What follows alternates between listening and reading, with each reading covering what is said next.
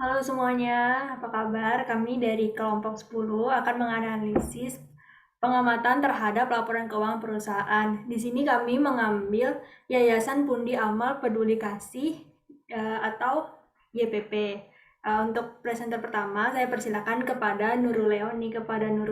Dipersilakan. Baiklah, mungkin bisa next.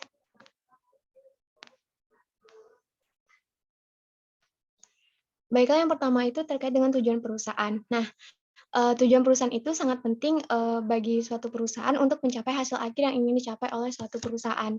Nah, tujuan perusahaan itu biasanya tertuang dalam visi dan misi perusahaan, di mana adapun visi dari Yayasan Pundi Amal Peduli Kasih yaitu berkomitmen untuk menjalankan amanat humanity dengan membantu meringankan penderitaan sesama yang membutuhkan, baik dalam bidang kemanusiaan, sosial, pendidikan, dan lingkungan atau komunitas untuk mencapai dan mewujudkan kualitas hidup yang lebih baik.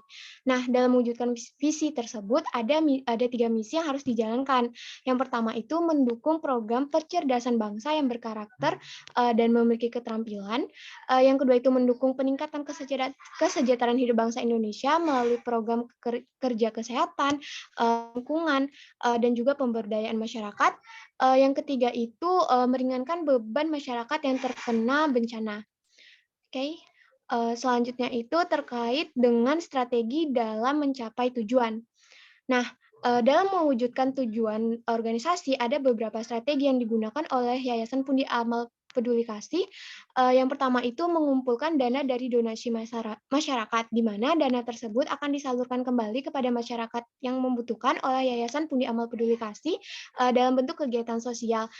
Sementara untuk biaya operasional kegiatan itu menggunakan dana CSR dari Indosiar dan SCTV. Nah, yang kedua itu bekerja sama dengan mitra, di mana mitra ini sebagai salah satu kunci keberhasilan bagi Yayasan Pundi Amal Peduli Kasih untuk menjalankan amanat perusahaan dan pemirsa SCTV Indosiar. Nah, di sini Yayasan Pundi Amal Peduli Kasih bekerja dengan berbagai individu ataupun fasilitator yang memiliki sumber daya manusia, akses ataupun yang dapat mempercepat proses dan mewujudkan percepatan pembantuan. Nah, selanjutnya itu menjaga transparansi dan akuntabilitas dengan mengaudit laporan keuangan oleh auditor independen dan auditor internal. Nah, selain itu juga Yayasan Pundi Amal Peduli Kasih melakukan survei untuk mewujudkan integrasi bahwa dana bantuan tersebut diberikan sesuai dengan sasarannya. Baiklah, selanjutnya dilanjutkan oleh rekan saya.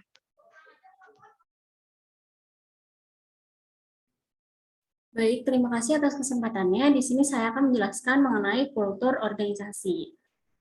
Nah, jadi teman-teman, seperti yang teman-teman ketahui bahwa kelompok kami membahas mengenai kultur yang dibangun oleh YPP. Sebelum itu, kultur ini berkaitan dengan budaya yang ada di dalam masyarakat dan dipatuhi oleh masyarakat. Nah, selain kultur yang berkembang di masyarakat, suatu organisasi juga memiliki suatu kultur yang dituangkan dalam nilai-nilai perusahaan yang harus dipatuhi oleh karyawannya. Nah, di sini seperti yang terlihat, itu terdapat 4 kultur yang dibangun oleh YPP. Nah, yang pertama, jadi YPP ini merupakan salah satu yayasan yang dikelola oleh MTech Group sebagai suatu wujud dari Corporate Social Responsibility MTech Group. Nah, kita langsung saja ke kultur-kultur yang dibangun oleh YPP. Yang pertama ada berasal dari masyarakat dan kembali kepada masyarakat. Nah, dana-dana yang telah dikumpulkan oleh YPP ini merupakan dana yang berasal dari masyarakat, ya, dan yang nantinya akan kembali kepada masyarakat melalui misalkan penyaluran bantuan-bantuan tunai atau bantuan-bantuan berupa barang kebutuhan masyarakat. Nah, dana-dana donatur ini nantinya akan disatukan dengan dana Corporate Social Responsibility dari MTech Group. Yang selanjutnya, yang kedua adalah meningkatkan kepedulian sosial. Nah, jadi meningkatkan kepedulian sosial ini diwujudkan dalam tanggapnya YPP dalam menggalang dana dengan jangkauan seluruh Indonesia apabila terjadi bencana atau hal-hal yang mendesak lainnya yang terjadi di Indonesia. Nah, YPP ini berfokus kepada 4 kegiatan, yaitu ada pendidikan, bencana, kesehatan, dan pengembangan lingkungan. Nah, yang selanjutnya, kultur yang ketiga adalah tidak mencari keuntungan semata. Jadi dalam keberjalanan usahanya, MTech Group ini membuktikan bahwa melalui YPP ini MTech Group tidak hanya mencari keuntungan semata, namun mereka juga tetap memperhatikan unsur humanity yang sudah dijelaskan Nur Leoni juga, bahwa kita sama-sama menanggung penderitaan sesama. Nah, yang terakhir adalah kultur, yaitu mewujudkan pencerdasan bangsa. Nah, jadi YPP ini senantiasa melakukan suatu pemberdayaan masyarakat untuk meningkatkan kualitas sumber daya manusia dan pencerdasan bangsa, misalnya dengan melakukan suatu pengembangan kualitas sosial masyarakat dan juga memiliki suatu program beasiswa untuk mahasiswa-mahasiswa di Indonesia. Mungkin sekian akan dilanjutkan oleh Nur Fathia. Terima kasih.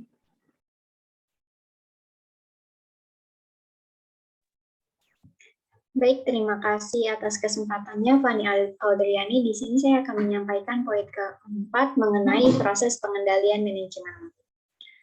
Proses pengendalian manajemen itu merupakan salah satu aktivitas yang ada di sistem pengendalian manajemen, di mana sistem pengendalian manajemen itu terkait dengan dua aktivitas utama, yaitu struktur dan proses. Proses pengendalian manajemen sendiri itu terbagi menjadi 4 poin bahasan. Yang pertama itu mengenai pemilihan program, yang kedua penganggaran, yang ketiga operasi dan pengukuran, dan yang keempat itu ada pelaporan dan analisis. Di bagian pertama, di bagian pemilihan program itu merupakan ada kaitannya dengan perencanaan strategis. Di Yayasan Pundi Amal Peduli Kasih sendiri itu terdapat 4 bidang program. Yang pertama itu di bidang kesehatan, kedua bidang lingkungan, ketiga bidang pendidikan, dan yang terakhir itu bidang bencana. Nah, dari program-program yang sudah disebutkan tadi itu dilakukan atau dilaksanakan berdasarkan struktur anggaran yang ada, di mana penerimaan itu besarnya kurang lebih sekitar 9 miliar, pengeluaran besarnya 26 miliar, sehingga terjadi penurunan aset neto itu kisaran 16 miliar. Nah, dari dana atau struktur anggaran yang sudah ada itu pengalokasiannya 65% itu dialokasikan di bidang lingkungan, 28% di bidang kesehatan, 7% di bidang pendidikan. Setelah program-program dilaksanakan oleh YPP ini, YPP telah mencapai atau telah memperoleh penghargaan dari Kemensos, PMI, dan juga dari BNPB. Lalu sebagai perwujudan dari proses pengendalian, pelaporan, dan analisis, YPP itu sudah mempublikasikan laporan tahunannya, laporan keuangan, dan juga ada laporan auditor independen, di mana hasil dari yang dicantumkan di laporan auditor independen itu dinyatakan bahwa laporan keuangan dan segala sesuatu yang ada di dalamnya itu wajar dalam setiap aspek yang material. Sekiranya itu yang bisa saya sampaikan mengenai proses pengendalian manajemen. Untuk selanjutnya akan disampaikan oleh rekan saya, Sifna Didgatala. Oke, sebelumnya terima kasih Fathia atas kesempatannya. Selanjutnya adalah mengenai struktur organisasi. Jadi pasal 2 Undang-Undang Nomor 16 Tahun 2001 tentang yayasan menerangkan bahwa yayasan itu mempunyai organ yang terdiri dari pembina, pengurus, dan pengawas. Pada Yayasan Pundi Amal Peduli Kasih atau YPP, organ yayasan juga terdiri dari pembina, pengurus, dan pengawas dengan rincian sebagai berikut. Yang pertama, pembina pada Yayasan Amal Pundi Kasih Pundi Amal Peduli Kasih atau YPP dipegang oleh Edi Sariatmaja. Jadi berdasarkan pasal 28 Undang-Undang mengenai yayasan secara tegas menyebutkan 3 kriteria yang dapat diangkat sebagai pembina. Yang pertama, bahwa yang dapat diangkat sebagai pembina adalah orang perseorangan sebagai pendiri yayasan. Yang kedua adalah mereka yang berdasarkan keputusan rapat anggota pembina dinilai mempunyai dedikasi yang tinggi untuk mencapai maksud dan tujuan yayasan. Lalu yang ketiga adalah pembina bukan pengurus dan pengawas. Selanjutnya mengenai pengawas, pengawas di Yayasan Pundi Amal Peduli Kasih dipegang oleh Susanto Suwarto. Tugas dan tanggung jawab pengawas adalah mengemban tugas controlling dan memberikan nasihat kepada pengurus dalam menjalankan tugasnya itu selama 5 tahun. Pengawas itu diberikan kewenangan untuk memberhentikan sementara anggota pengurus. Lalu pengurus pada Yayasan Pundi Amal Peduli Kasih atau YPP ini terdiri dari ketua umum, bendahara, dan sekretaris. Ketua umum pada YPP dipegang oleh Dr. Andes Imam Sudarjo dan kedudukan bendahara ditempati oleh Rusmi Jaja Saputra dan sekretaris oleh Titi Maria Rusli. Pengurus diangkat oleh pembina untuk masa kepengurusan 5 tahun dan dapat diangkat kembali setelah masa jabatan pertama berakhir. Selanjutnya, berkaitan dengan unit divisinya, YPP dibagi menjadi 4 bidang utama, yaitu bidang kemanusiaan, sosial, pendidikan, dan bidang lingkungan atau komunitas, di mana masing-masing bidang itu dipimpin oleh kepala divisi. Dari penjelasan di atas dapat diidentifikasi bahwa struktur organisasi dari Yayasan Pundi Amal Peduli Kasih atau YPP adalah struktur organisasi fungsional, karena pada Yayasan Pundi Amal Peduli Kasih, pembagian tugasnya dapat dibedakan secara jelas. Selanjutnya akan dilanjutkan oleh Anissa Eka. Baik, selanjutnya saya Anissa Eka akan melanjutkan pembahasan mengenai bagaimana pemimpin mengelola sumber daya manusia.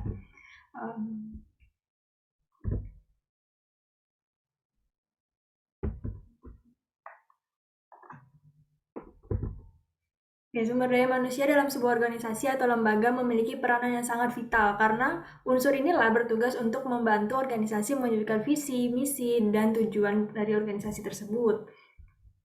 Di setiap unit bisnis ataupun unit kerja apapun telah dapat dipastikan bila ada sesuatu yang berhadapan dengan persoalan-persoalan seputar manajemen dan pengembangan sumber daya manusia. Terdapat beberapa model manajemen sumber daya manusia yang dikenal secara umum dan dilakukan oleh para pelaku bisnis atau organisasi. Masing-masing model ini menjelaskan bagaimana mengidentifikasi manajemen sumber daya manusia serta operasinya. Yang pertama itu adalah the matching Model of Human Research Management yang menunjukkan bahwa sistem sumber daya manusia dan struktur organisasi harus dikelola dengan cara yang sesuai dengan strategi organisasi. Dan yang kedua adalah the Harvest Model of Human Research Management dengan usulan bahwa manajemen sumber daya manusia melibatkan semua keputusan manajemen dan tindakan yang mempengaruhi sifat hubungan antara organisasi dan sumber daya manusia. Yang ketiga adalah Conceptual Model of Human Research Management yang menekankan pentingnya faktor lingkungan dengan memasukkan variabel seperti pengaruh sosial, kelembagaan, dan konseptual politik. Dan yang keempat adalah the 5P Model of Human Research Management dengan model operasi yaitu filosofi, kebijakan, program sumber daya manusia, praktik sumber daya manusia, dan proses sumber daya manusia. Dan yang terakhir adalah the Hart Model of maksudnya yang kelima adalah the Europe Model of Human Research Management, di mana tidak ada kerangka kerja hukum dan tidak adanya serikat kerja di dalamnya. Dan yang terakhir adalah the Hard and Soft Human Research Model. Nah, di sini menekankan aspek kuantitatif dan kalkulatif serta strategi bisnis. Jadi dari penjelasan di atas dapat ditarik kesimpulan bahwa Yayasan Pundi Amal Peduli Kasih atau YPP ini mengelola sumber daya manusia dengan model Europe Model of Human Research Management karena yayasan ini berfokus pada tujuan organisasi dan kepedulian sosial di mana sumber daya manusia yang menjadi faktor utama keberhasilan organisasi atau yayasan ini.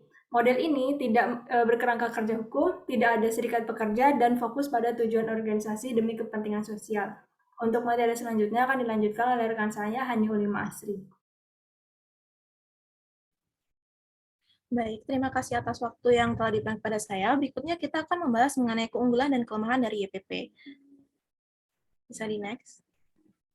Jadi keunggulan yang pertama yaitu terkait dengan banyak bantuan yang diberikan dari YPP untuk masyarakat, yang mana seperti yang telah teman saya jelaskan sebelumnya bahwa tujuan dari pendirian YPP yaitu untuk membantu masyarakat, yang mana pemberian bantuan kepada masyarakat ini secara konsisten telah dilakukan sejak tahun 2000, yaitu yang merupakan cikal bakal dari YPP.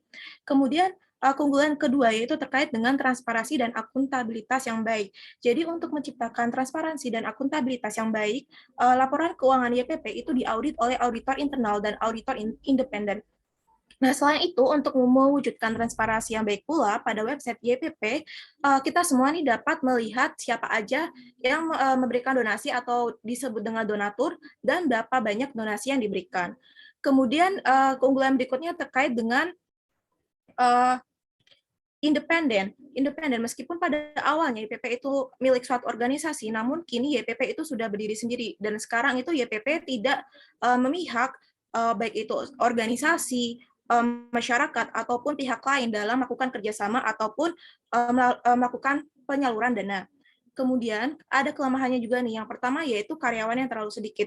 Jadi sejak tahun 2017 karyawan di YPP itu hanya sebanyak 13 orang, yang mana dari 13 orang itu hanya 3 orang saja yang menjadi pengurus. jumlah karyawan yang terlalu sedikit ini dapat mengindikasikan adanya tingkat pengendalian internal yang rendah. Kemudian berikutnya tentang kinerjanya yang sangat bergantung pada donasi. Yang mana bisa teman-teman lihat pada tahun 2000 itu perbandingan 2018 dan 2019, pada tahun 2019 itu terjadi penurunan jumlah liabilitas dan aset netonya nih. Selain itu dalam pendapatannya pada tahun 2018 itu pendapatannya sekitar 35-an, sedangkan pada tahun 2019 itu terjadi penurunan yang drastis. Nah, teman-teman juga bisa melihat bahwa penurunan yang drastis ini juga disebabkan oleh donasinya yang menurun. Sekian dari saya kembalikan ke moderator.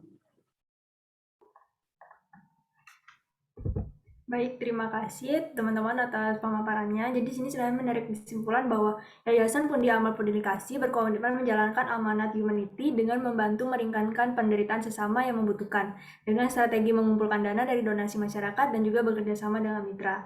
Sekian yang dapat kami sampaikan. Semoga apa yang telah kami sampaikan dapat bermanfaat bagi kita semua. Terima kasih.